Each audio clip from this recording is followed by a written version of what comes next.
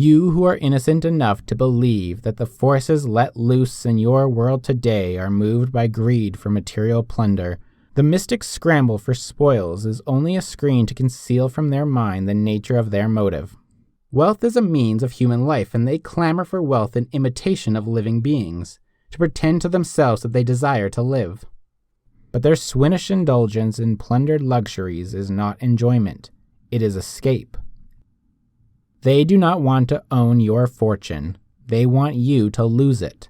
They do not want to succeed, they want you to fail. They do not want to live, they want you to die. They desire nothing, they hate existence, and they keep running, each trying not to learn that the object of his hatred is himself. You who have never grasped the nature of evil, you who describe them as misguided idealists, may the God you invented forgive you. They are the essence of evil. They, those anti-living objects who seek, by devouring the world, to fill the selfless zero of their soul. It is not your wealth that they are after. Theirs is a conspiracy against the mind, which means against life and man.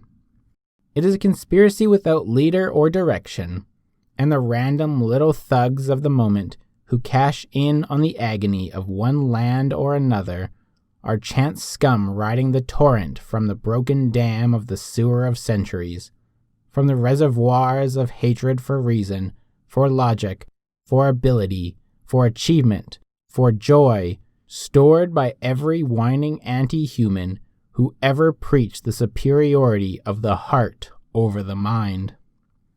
It is a conspiracy of all those who seek not to live, but to get away with living, those who seek to cut just one small corner of reality and are drawn, by feeling, to all the others who are busy cutting other corners.